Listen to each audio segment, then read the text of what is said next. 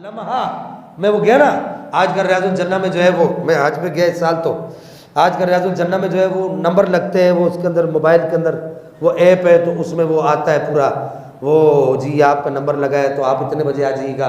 जो एक दफ़ा रियाजुल जन्ना में अब नमाज़ पढ़ लेते हैं तो फिर वो दोबारा नहीं आता। तो हमारे कुछ साथी जो है वो हमें बग़ैर बताए, तो जब बाद में उन्होंने हमें बताया तो हमने समझा दिया था, वो हमें बग़ैर बताए ना वो क्या करते थे, एक दफ़ा तो वो होके आ गए थे, तो वो जब वो जो जिन लोगों का नंबर होता था उनके साथ लाइन में लग के निकल जाते थे, रियाजुल जन्ना में बार बार नमाज़ें पढ़ते थे।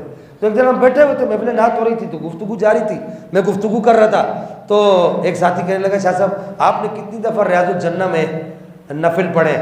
मैंने कहा यार मैंने तो अपनी सारी नमाजें रियाजुल जन्ना में पढ़ी। बोला वो कैसे? मैंने कहा ये मदीना सारा रियाजुल जन्ना है। तो वो उस वक्त रोने लगा, कहने लगा शाह साहब मुझसे बड़ी गलती। मैंने कहा क्या? कहने लगा कि मैं तो अपने नंबर से हट के लोगों के साथ मिल के जाता रहा, तो मैंने तो धोखा दिया।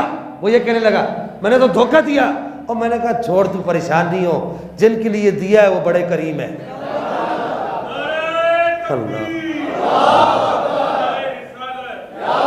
मैंने कहा जिनके लिए दिया बड़ा करीम है। कहा आप क्या करें शाह साहब? मैंने कहा मदीने की किसी गली में भी नमाज पढ़ लेना, तेरी नमाज जन्नत की क्यारियों में ही होगी।